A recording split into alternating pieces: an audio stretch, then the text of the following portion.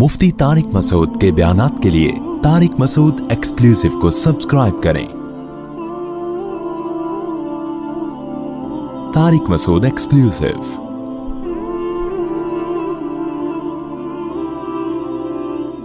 गर्मी माशाल्लाह पड़ना शुरू हो गई, ऐसा ही है ना। रमज़ान और गर्मी ऐसा लग रहा है कि अल्लाह मियाँ ने गर्मी ला के बता दिया कि इस दफ़ा रमज़ान तुम्हें क्या देगा, टेंशन देगा। हज़रत जाबिर बिन अब्दुल्ला थे या मुआज़ इब्न जबल, गालिबन जाबिर बिन अब्दुल्ला रज़ी अल्लाहु अन्हु। उनकी जब मौत का वक्त आई, ये वाक़या मैं क्यों सुना रहा हूँ, एक अहम बात समझाने के लिए। उनकी जब मौत का वक्त आया ना तो वो रोने लगे। लोग समझे कि शायद मौत से डर गए हैं। पूछा कि आप क्यों रो रहे हैं? कहने लगे मैं खुदा की कसम मौत के डर से नहीं रो रहा, मुझे रोना इस बात पे आ रहा है कि मैं अल्लाह को खुश करने के लिए, अल्लाह को राजी करने के लिए गर्मियों में रोजे रखा करता था। शदीद प्यास बर्दाश्त करता था, किसके लिए? अल्लाह के लिए। शदीद भूख बर्दाश्त करता था। ये लज्जत मुझसे हमेशा के लिए छूट रही है, क्योंकि आगे तो जन्नत है। जन्नत में तो अल्लाह हमारा इकराम करेगा, हम तो अल्लाह के लिए कुछ नहीं करेंगे जन्नत। ये वाकया मैंने क्यों सुनाया? देखो, जब कोई काम करना ही होता है तो उसको पेनल्टी समझने के बजाय, जुर्माना समझने के बजाय उस काम को एंजॉय करना शुरू कर दो। सूफिया किराम के यहाँ जो है ना, सूफिया किराम जो भी लोगों के दिलों पे मेहनत करते हैं, जितने बुजुर्गान दीन गुजरे हैं, उनके यहाँ इस्लाह के दो तरीके राइज हैं। आज भी मेडिकल साइंस में ना बॉडी को ठीक करने के दो तरीके हैं। एक तरीका कहा जाता है इलाज बिज़िद। इलाज बिज़िद का मतलब है जो बीमारी है उसके खिलाफ दवा खिलाई जाए, उन जरासीम को मारने वाली मेडिसिन खिलाई जाए, जिसको एंटीबायोटिक कहा जाता है। आप में जो जर्म्स फैल रहे हैं, आपने ऐसा जहर जिस्म में दाखिल किया, उस जहर ने उन जरासीम को मार दिया, फाइट की और उसको बोले ना क्या हो गया, खत्म कर दिया। एक तरीका ये होता है। एक तरीका इलाज बिल मिसल जो आमतौर पे होम्योपैथिक में चल रहा होता है। ये जो वैक्सीन है, ये क्या है? वही जरासीम आपकी बॉडी में दाखिल किए जाएं जो आपको बीमार करते हैं। उसका फायदा क्या होता है कि जब वो मुर्दा जरासीम आपकी बॉडी में दाखिल किए जाते हैं तो आपकी बॉडी के जरासीम उससे लड़ने के लिए तैयार हो जाते हैं। उनको क्या पता कि ये जिंदा है कि मुर्दा है। मुर्दा नहीं भी होते तो बड़े अधमुए हुए होते हैं ना। जैसे आपने अपने बेटे की फाइट कराई किसी कमजोर से, महल्ले के कमजोर लड़के के साथ, बच्चा जीत गया, आहिस्ता आहिस्ता उसमें कॉन्फिडेंस पैदा होना शुरू हुआ। पहली दफा ही लड़ाई ऐसे ताकतवर से करा दी और उसने कूट दिया पकड़ के, बच्चा जिंदगी भर किसी से लड़ने के काबिल बोलो नहीं रहेगा ना। शुरू में कमजोरों से लड़ाई करवाई जाए, फिर आहिस्ता आहिस्ता वो बड़े बड़ों से लड़ने के काबिल हो जाता है। तो इलाज का एक तरीका बॉडी में ये होता है जिसको इलाज बिल मिसल कहा जाता है कि आपने जो वही जरासीम दाखिल कर दी, जैसे वैक्सीन है ना, कोविड की, कोरोना की वैक्सीन, तो आपकी बॉडी उन जरासीम से लड़ के और आपका सिस्टम इतना मजबूत हो जाता है कि अब अगर किसी जर्म्स ने या वायरस ने हमला किया तो आपकी बॉडी खुद उससे हमला कर लेती है। तो वही चीज दाखिल की जा रही है बॉडी में। क्या ख्याल है भाई? तो अहलुल्लाह जब इलाज करते हैं ना दिलों का कि आप से गुनाह छूट जाएं, आपके दिल में आप शरीयत के फराइज और वाजिबात पूरे करना शुरू कर दें, तो इसका एक तरीका ये होता है कि आपके दिल में अल्लाह का खौफ पैदा किया जाए, जहन्नम से डराया जाए, आग से डराया जाए, बताया जाए कि इस पर क्या क्या सजाएं हैं। इससे ये होता है कि जब आप गुनाह के करीब जाते हैं आप कांपने लगते हैं, खौफ तारी हो जाता है आपके ऊपर। جب آپ رمضان کا روزہ چھوڑنے لگیں گے آپ پر خوف طاری ہو جائے گا. اس سے آپ گناہ سے بچ تو جائیں گے, شریعت کے حکم کو پورا تو کر لیں گے, لیکن حکم پورا کرنے میں مزہ بولیں نہیں آئے گا. خوف کی وجہ سے بھی انسان کام کر لیتا ہے, لیکن کام میں جان پیدا نہیں ہوتی. کچھ طلبہ وہ ہوتے ہیں جو ایگزام کی تیاری کے لیے پڑھتے ہیں, انہیں پڑھنے کا شوق بالکل بھی نہیں ہوتا. ڈر ہوتا ہے کہ کل فیل ہو جائیں گے, ابا سے مار پڑے گی, یہ ہو جائے گا وہ ہو جائے گا. وہ بھی پڑھ لیتے ہیں, لیکن جب وہ کتاب سامنے رکھ کے بیٹھتے ہیں تو انہیں خوشی نہیں ہوتی, بلکہ ان کو تکلیف کہ کب اس عمل سے ہماری جان چھوٹے گی. سمجھتے ہو؟ یہ لوگ زیادہ ترقی نہیں کر پاتے, یہ دھکے دے دے کے چلتے رہیں گے, ایک دن بیزار ہو کے بھاگ جائیں گے. اور ایک طریقہ یہ ہوتا ہے کہ آپ جو کام کر رہے ہیں, جو ذمہ داری آپ کو دی گئی, اس میں آپ کی دلچسپی پیدا ہو جائے, وہ کام آپ کے لیے مزیدار ہو جائے. گناہ کبھی اللہ کے خوف سے انسان چھوڑتا ہے, کبھی اللہ کی محبت میں چھوڑتا ہے. محبت میں جب کام کیا جاتا ہے تو وہ کام مزیدار ہو جاتا ہے, اس میں دل لگتا ہے انسان کا.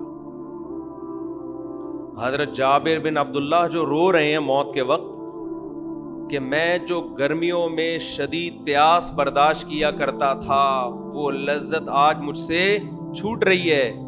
بتاؤ, شدید پیاس لذت کی چیز ہے یا ٹینشن کی چیز ہے؟ ٹینشن کی چیز ہے. لیکن اس ٹینشن کے چھوٹنے پر جابر بن عبداللہ رضی اللہ عنہ کو اس ٹینشن کے چھوٹنے پر ان کو ٹینشن ہو رہی ہے. کیوں؟ جس کے لیے ٹینشن برداشت کر رہے ہیں اس ذات سے محبت ہے. انسان کو جب کسی سے محبت ہوتی ہے تو اس کی نظر میں محبوب کو خوش کرنا دنیا کی سب سے بڑی لذت بن جاتی ہے. تو رمضان کے روزے آپ پہ فرض ہیں, وہ رکھنے ہیں. چاہو ٹینشن سے رکھ لو, چاہو اللہ کی محبت میں رکھ لو. میں پشاور میں تھا, ہمارے ایک دوست پٹھان تھے, بوڑھے. بعض دفعہ لوگ اتنے اخلاص سے بات کہتے ہیں کہ وہ 2-3 گھنٹوں کی تقریر ایک طرف اور 2 جملے ایک طرف, ان 2 جملوں سے ایسی موٹیویشن ملتی ہے کہ 1-2 گھنٹوں کی تقریروں سے وہ موٹیویشن نہیں ملتی. آپ کو پتہ ہے, ہم جب کسی محفل میں ہوں اور شادیوں کی بات نہ ہو تو ایسا ہوتا ہے نہیں. اب تک کی رپورٹ کے مطابق اس طرح کبھی میری معلومات کی حد تک ایسا ہوا نہیں. تو وہاں بھی یہی بات موضوع, میں خود نہیں چھیڑ رہا ہوتا تو دوسرے چھیڑ دیتے. تو پشاور میں ہماری دعوت تھی, وہ بوڑھے پٹھان تھے, بڑا انہوں نے ہمارا اکرام کیا, تھے بھی بڑے مالدار. تو ویسے ہی کسی نے موضوع چھیڑ دیا دوسری شادی کا. تو ہم نے بھی ان بوڑھے جو پٹھان تھے نا, بزرگ ٹائپ کے, ان سے ہم نے کہا کہ چھیڑنے کے لیے کہ آپ بھی کر لیں, اللہ نے آپ کو اتنا مال دیا ہے. اور تھے بھی بوڑھے ہو کے بھی بڑے فٹ فاٹ تھے وہ. تو کسی نے کہہ دیا کہ بھائی اللہ نے اس کام میں بڑی لذت رکھی ہے شادیوں میں, ایسی بات چل پڑی نا. کسی نے کہا کہ نہیں جی لذت جو ہے وہ بکرا کھانے میں, کسی نے کہا جی مرغے پھوڑنے میں, ہر آدمی کے اپنے مزے ہیں. کسی نے کہا کہ جی انڈیا پاکستان کا میچ دیکھنے میں. وہ بزرگ نے بڑی زبردست بات کی, مجھے کہنے لگے مولوی صاحب لذت اللہ نے صرف 2 چیزوں میں رکھی ہے.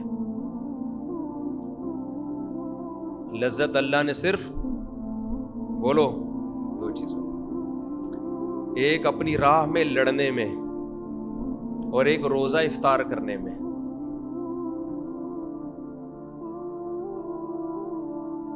یہ بات انہوں نے ایسے جذبے سے کہی، جو آدمی خود عمل کرتا ہے نا، عمل، اس کی بات میں اللہ نے وزن بہت رکھا ہے. شو مارنے کے لیے تو کوئی بھی کچھ بھی کہہ دے، گورنمنٹ کی طرف سے کوئی پابندی نہیں. آج کل بڑے بڑے موٹیویشنل اسپیکر پڑے ہوئے ہیں، ایسی ایسی تقریریں کر رہے ہوں گے، آپ کو لگے گا ان سے زیادہ نیک آج تک اس کائنات میں پیدا ہوا ہی نہیں. لیکن جب آپ ان کے پاس جاؤ تو 5 منٹ بات کرنے کے بھی پیسے مانگتے ہیں. وہ ان سے بولو نا کوئی نصیحت کر لو، کہہ رہے 50 روپے یہاں رکھ، پھر نصیحت کروں گا میں تجھے. مکمل پروفیشنل بن چکے ہیں. پیسہ، بزنس، خیر خواہی کا جذبہ ہے، اچھے بھی ہیں، اچھے لوگ بھی ہیں. تو اس نے جو دل سے یہ بات کہی نا، اس بات کو کہے ہوئے میرا خیال ہے 7-8 مہینے ہو گئے. اتنا مزہ آیا اس کے منہ سے یہ 2 جملے سننے میں، اتنا مزہ آیا کہ جب میں یہ بیان کرتا ہوں نا، بیان تو بیان کرتے ہوئے مجھے اپنے جذبات پہ کنٹرول نہیں ہوتا. سوچیں اس نے کتنے اخلاص سے یہ جملہ کہا ہوگا. اس کی ساری عمر لڑائی میں گزری ہے، ساری عمر. اس نے کہا مزہ اللہ نے کس میں رکھا ہے؟ صرف 2 چیزوں. ایک خدا کی راہ میں لڑنے میں، دوسرا روزہ افطار کرنے میں. آپ کہہ سکتے ہو کہ روزہ افطار کرنے میں جو لذت ہے وہ کھانے پینے کی لذت ہوگی. میرے بھائی، کھانے پینے کی لذت ہر بھوکے کو حاصل ہوتی ہے. کھانے پینے کی لذت ہر بھوکے کو، بولو، یہ تو انگریز کو بھی ہوتی ہے. بھوک کے بعد اس کو کھانا ملے گا، اس کو بھی بڑا مزہ آئے گا.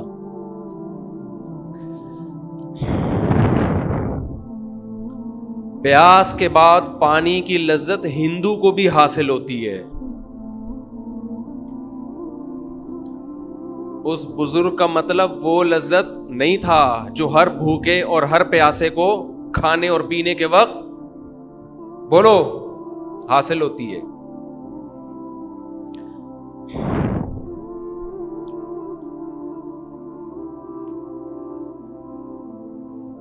یہ جو روزے دار کو افطاری کے وقت لذت حاصل ہوتی ہے، یہ وہ لذت ہے جس لذت کے حاصل کرنے کے لیے دل میں اللہ کی محبت کا ہونا، بولو، ضروری ہے.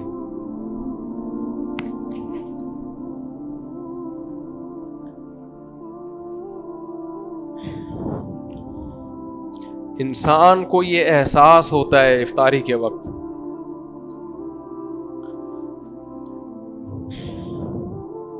ذرا تھوڑا سا ٹھنڈا پانی دے دیں. جب سے یہ 3 شادیاں ہوئی ہیں نا، مجھے بات بات پہ رونا آتا ہے. آج جتنی انسان کی شادیوں کی تعداد بڑھتی ہے نا، اس کو بات بات پہ رونا آنا شروع ہو جاتا ہے. 4 کے بعد تو ہر بات پہ روتا ہے وہ.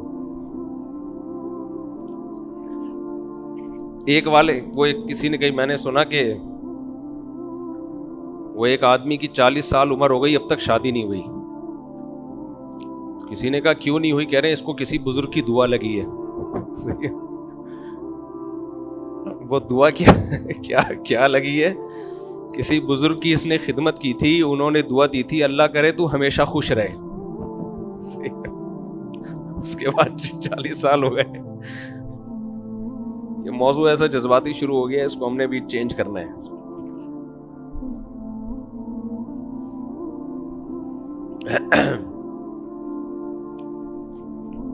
بعض دفعہ مسائل کچھ اور ہوتے ہیں، رو کسی اور بات پہ رہا ہوتا ہے آدمی، سمجھ رہے ہیں نا. خیر، کیا بات کر رہا تھا میں؟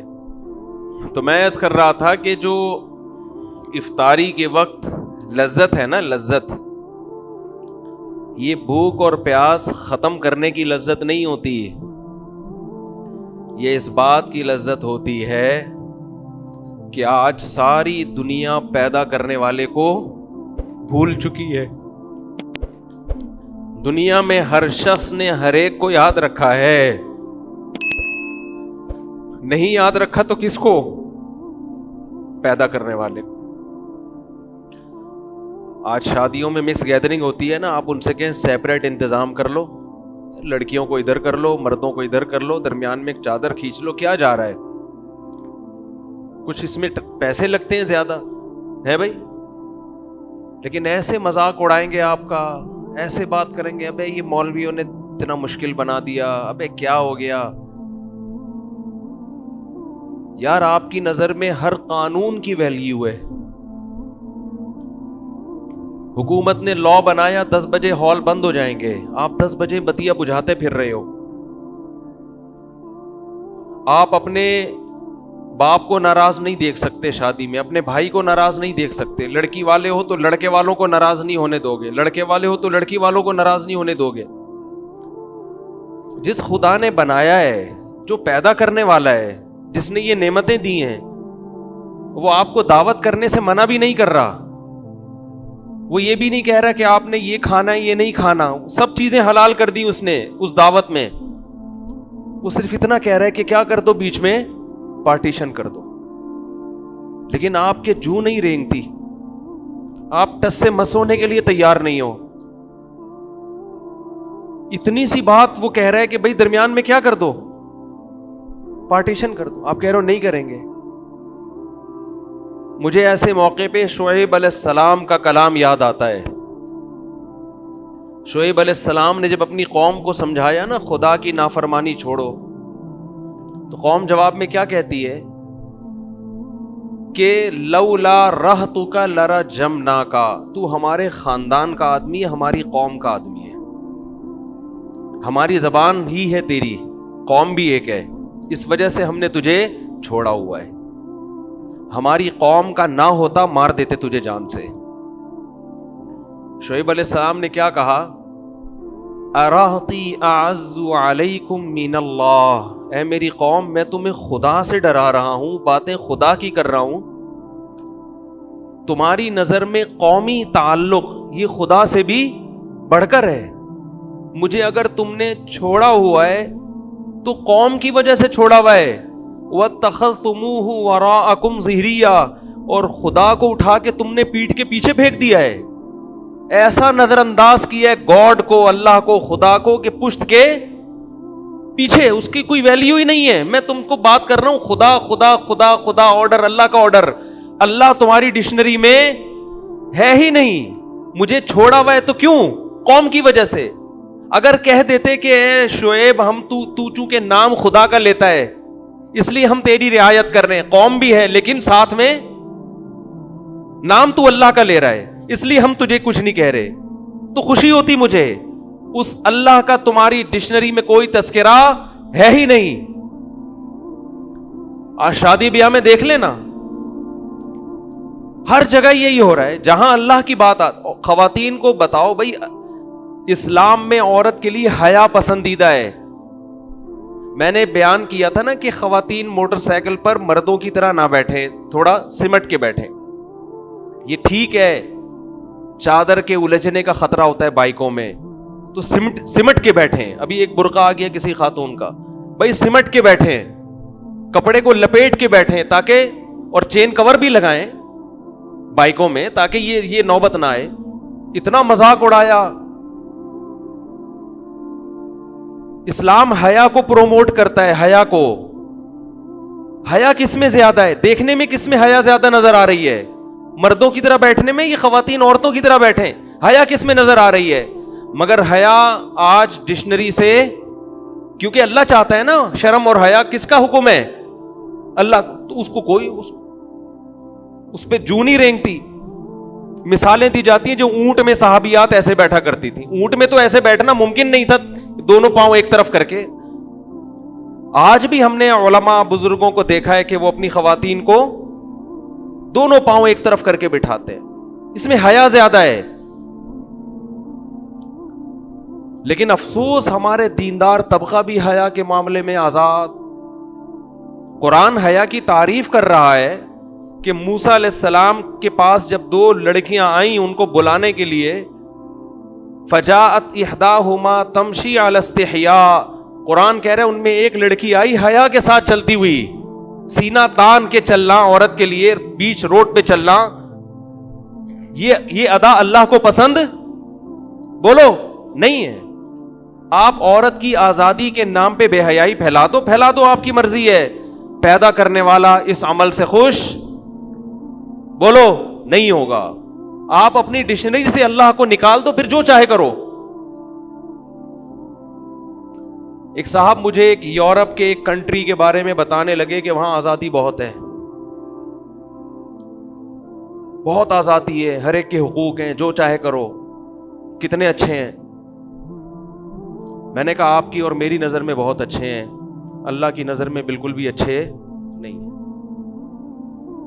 کیونکہ ان آزادی کی وجہ سے انہوں نے جن گناہوں کو حلال قرار دے دیا ہے نا، ہومو سیکسولیٹی کو، زنا کو، لڑکیوں سے آپس میں تعلقات، ان چیزوں کی وجہ سے اللہ کی نظر میں وہ بالکل بھی اچھے نہیں ہیں. یہ تو وہ عمل ہے جس سے اللہ نے قوم لوط کو اٹھا کے پٹخ کے مار دیا. جس قوم نے اپنی ڈکشنری سے گاڈ کو نکال دیا، خالق کو، خدا کو نکال دیا، وہ میری اور آپ کی نظر میں بہت اچھا ہے، بنانے والے کی نظر میں اچھا نہیں ہے. بنانے والا نہیں پسند کرتا اس کو. تو مت تعریفیں کیا کرو ایسی قوموں کی جنہوں نے خدا کو وراکم ظہریہ، اپنی پشت کے پیچھے پھینک دیا ہے. اور اگر تعریف کیا کرو پھر دعا کرو تمہارے بچے بھی ایسے بن جائیں، تمہارے بچے بھی ایسے بن جائیں. ان ملکوں میں جائیں، ان کو اتنی آزادی ملے کہ وہ بھی لڑکوں سے بدفعلی کریں، اور جب آپ انگلی اٹھاؤ تو بولے کہ یہ ہیومن رائٹس ہیں. اپنے بچوں کو ایسا بنانا چاہتے ہو تو اس کلچر کی صبح و شام تعریفیں کیا کرو. بولے بہت اچھے، ماشاءاللہ، ویل ڈن بیٹا، آزاد ہے، کوئی روک ٹوک نہیں ہے. تو میں یہ عرض کر رہا تھا کہ ایسے دور میں جب اللہ کو ڈکشنری سے نکال دیا گیا، اللہ کو لغت سے نکال دیا گیا، ایسے موقع پہ کوئی صبح سے لے کے شام تک بھوک اور پیاس کو برداشت کرے، اور ایک دن نہیں، ایک دن، پھر دوسرا دن، پھر تیسرا دن، پھر چوتھا دن، پھر 5واں دن، پھر 6واں دن، تو افطار کی لذت میں صرف بھوک ختم کرنے کی لذت نہیں ہے. اصل لذت یہ ہے کہ جس خدا کے لیے صبح سے شام تک قربانی دی، وہ خدا ہماری اس افطاری پر بھی ہم سے خوش ہو رہا ہے.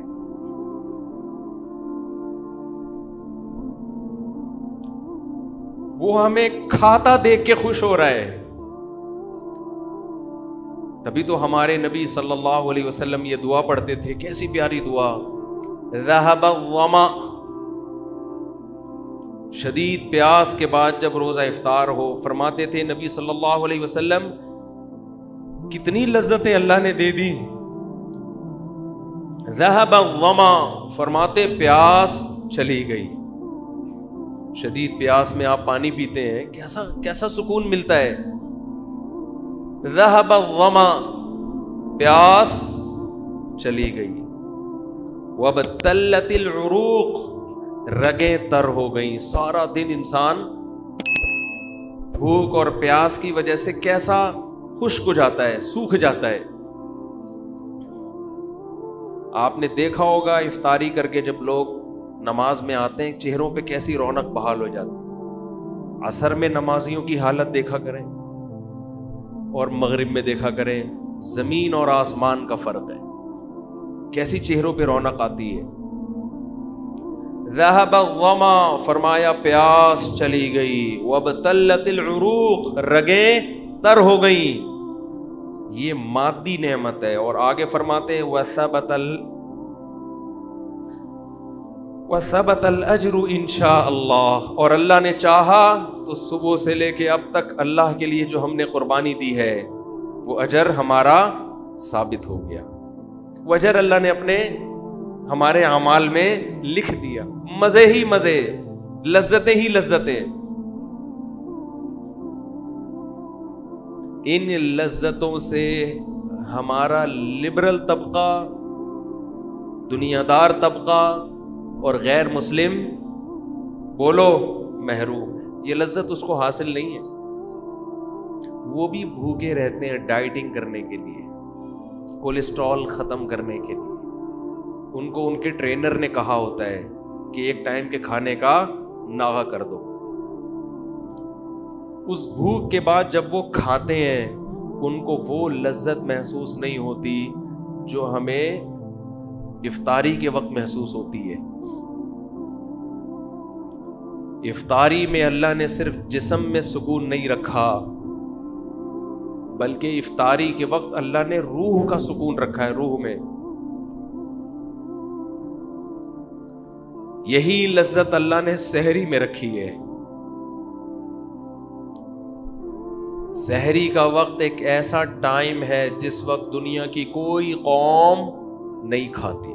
کبھی نہیں دنیا میں سنا ہوگا آپ نے اس ٹائم پہ لوگ کھانا کھا رہے ہو. کبھی سنا ہے بھائی کہ جیپنیز صبح 4 بجے اٹھ کے کھانا کھاتے ہیں؟ کبھی سنا آپ نے؟ اگر سنا ہے تو بول دیں ہاں سنا ہے، نہیں سنا تو تھوڑا گردن ہلا دیں. کبھی سنا آپ نے؟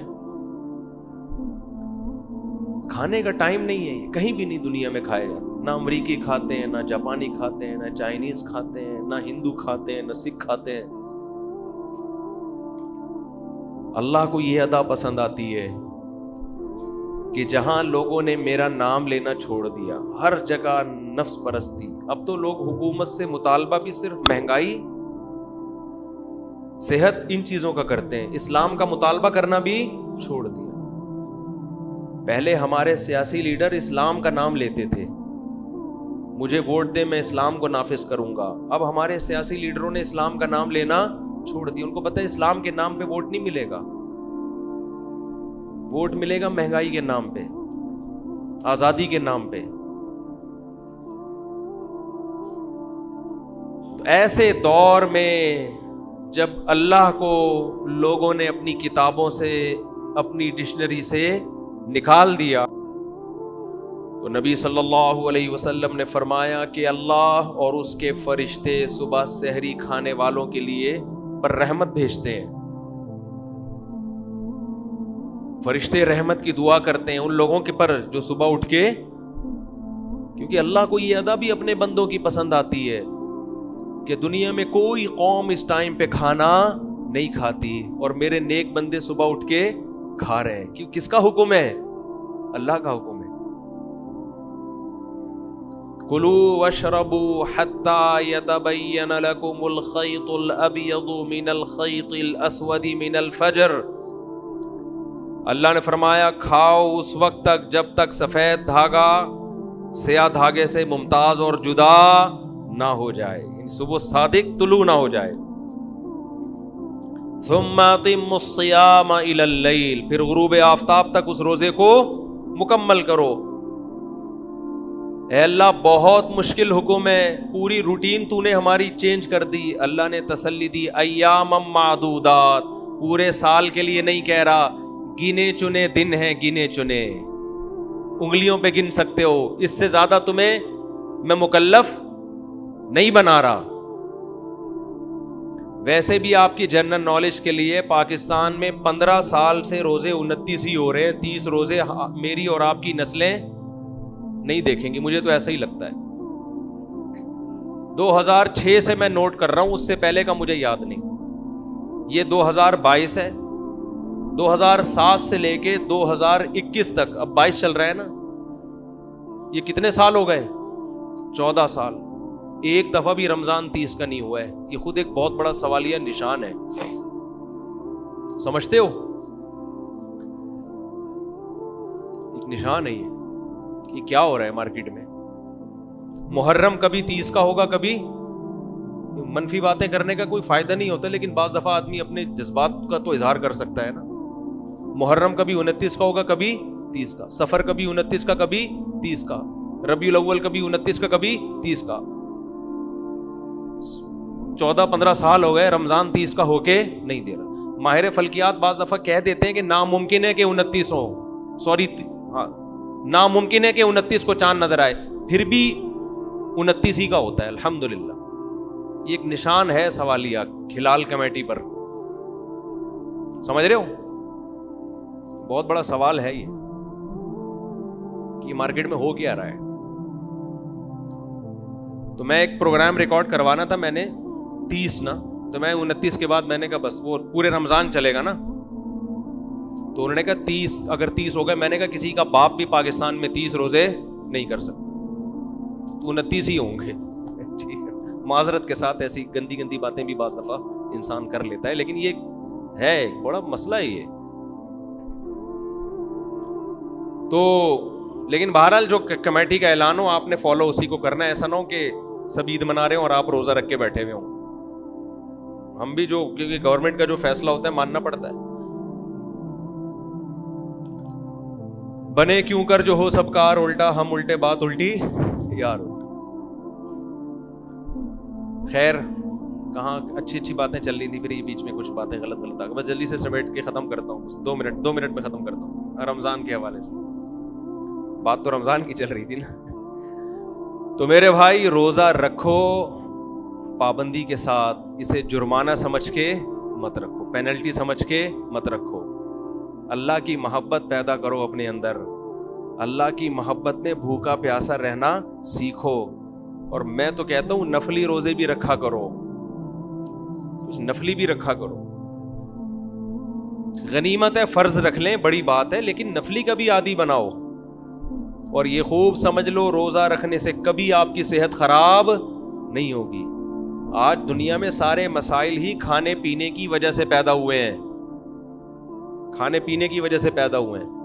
اور بہت زیادہ ڈاکٹروں کو بھی فری نہ کرایا کرو. ویسے تو ڈاکٹر بھی کہتے ہیں روزہ رکھنے سے صحت اچھی ہوتی ہے, لیکن بعض ڈاکٹر کہتے ہیں ایکچولی یہ ہوتا ہے. ایکچولی ٹھوپی ڈرامے چھوڑ دو. ہمیشہ سے صدیوں سے مسلمان روزے رکھتے آئے ہیں, فائدہ ہوگا نقصان نہیں ہوگا. سب سے بڑی بات یہ کہ آپ کی قوت ارادی مضبوط ہوگی. دیکھو انگریزوں میں ہر وقت کھانے کا دستور ہے, وہ پیٹ بھر کے تمیز سے نہیں کھاتے ہیں. وہ گھر سے نکلیں گے کیک رس تھوڑا سا, جو بھی ان کا کیک رس, تو ہمارا والا تو وہ ہضم بھی نہیں کر سکتے, ان کا جو بھی کیک رس ہوتا ہے. پھر آفس میں گئے کچھ نہ کچھ, پھر وہاں سے نکلے تھوڑا سا کچھ, 24 گھنٹے جگالی. میں نے دیکھا ہے آج ہمارے جو مذہب سے دور, اول تو مذہبی لوگ تو طبیعت سے پھوڑ رہے ہیں, وہ تو 11ویں کے نام پہ, تیجے کے نام پہ, 40ویں, مذہب نام ہی توند بھرنے کا بن گیا ہے. مذہب کے نام پہ ربیع الاول میں حلوے الگ چلیں گے, محرم کے حلیم الگ چلیں گے, اور ابا کے تیجا 40واں برسی, پھر یہ وہ کھاؤ خود پیٹ دیگ بن چکے ہیں. کھا کے, اور اس کو نام کیا دیتے ہیں یہ خوب بار بار بتا دوں. کسی کا پیٹ اگر بڑا ہوا ہے تو بدگمانی جائز نہیں ہے. میں نے بہت سے لوگ دیکھے بہت بڑے پیٹ, بہت بھاری جسم, کھاتے نہیں ہیں, وہ قدرت کی طرف سے ہے. صحابہ میں بھی ایسے تھے جن کے وزن زیادہ تھے لیکن کھاتے پیتے کم تھے, تو بدگمانی جائز نہیں ہے. اسلام میں وہ موٹاپا ناپسند ہے جو زیادہ کھانے کی وجہ سے ہوا ہو. بعض دفعہ زیادہ کھانے کی وجہ سے نہیں ہوتا, نیچرل ہوتا ہے وہ. تو آج کھانا عبادت بن چکا ہے. اسلام میں کھانا عبادت نہیں ہے, پرہیز کرنا عبادت ہے. کم کھاؤ. آج شادیوں میں بھی عجیب طریقے سے کھانے, پہلے جوس لا کے پکڑا دیں گے. ابے جب جوس پی لیا اس کے 15 منٹ بعد کھانا آئے گا تو آدھی بھوک تو ختم ہو گئی نا.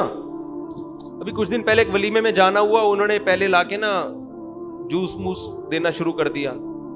میں نے کہا یہ پیئیں گے تو بھوک تو لگے گی نہیں. پھر انہوں نے کہا آپ کو نہیں لگے گی, باقی تو سب کو لگ رہی ہے. اس کے بعد پھر گوشت, بوٹیاں, میں سمجھا یہ کھانا ہے. ہم نے بوٹیاں کھا لیں, اب کھانا آئے گا تھوڑی دیر کے بعد. انتہا ہوتی ہے بدتمیزی کی بھائی, اس کو بدتمیزی نہیں تو اور کیا ہے یہ تو میڈیکلی بھی غلط ہے. آپ جب کھانا کھانا شروع کرتے ہیں آپ کا معدہ ایک تیزاب چھوڑنا شروع کر دیتا ہے اس کو گلانے کے لیے. معدہ سمجھتا ہے اب کھانا آ رہا ہے, معدہ اپنا کام شروع. اب آپ نے 10-15 منٹ کا اسٹاپ لے لیا تو وہ تیزاب تو آپ کے معدے کا بیڑا غرق کر دے گا. دوبارہ تھوڑی معدہ تیار ہوگا اس کے لیے. 24 گھنٹے کچھ نہ کچھ کھاتے رہتے ہیں, بس کچھ نہیں منہ میں پان رکھ لیں گے. عادت ڈالو اپنے آپ کو بغیر کھائے پیے سروائیو کرنے کی. رمضان آپ کو یہ موقع فراہم کرتا ہے کہ کھائے پیے بغیر سب کچھ کرو. ہم کچھ جانوروں کی طرح ہر وقت جگالی، ہر وقت گھر میں آتے ہیں فریج میں گھس کے تھوڑا سا یہاں سے 2 نوالے نکال لیے. میری تو عادت تھی بچپن میں فریج میں گھستے ہی دودھ سے ملائی نکال کے پی کھا جاؤ. وہ تو اب بھی ہے، وہ عادت تو ہم چھوڑتے نہیں. ملائی ہم جب بھی دیکھتے ہیں گرم گرم ملائی ہو، مزہ نہ آئے پیسے واپس. اور میں تو حیران ہوتا ہوں ان لوگوں پر جو دودھ کی گرم ملائی کھاتے نہیں ہیں. اتنی مزے کی چیز ہے. اور بچوں کو اسمیل آ رہی ہے آج کل. بچوں کو اس میں سے کیا آ رہی ہوتی ہے؟ اسمیل ملائی میں سے. وہ کھائیں گے کریم ڈبے والی جو زہر ہے، جو زہر ہے نا کریم، وہ کھا رہے ہوں گے. دودھ کی جو بھینس کے دودھ کی خوشبودار بلائی، اس سے ان کو کیا آ رہی ہے؟ اسمیل آ رہی. فطرت ہی برباد ہو گئی ہے. تو ہر وقت ملائی کے علاوہ ملائی کھا سکتے ہو کیونکہ میں کھاتا ہوں. باقی ہر وقت کھانا اچھا کام بولو نہیں ہے، بری عادت ہے یہ. رمضان آپ کو یہ ٹریننگ دے دیتا ہے کہ کچھ تھوڑا سا پیٹ کو بھی کیا کرو، آرام.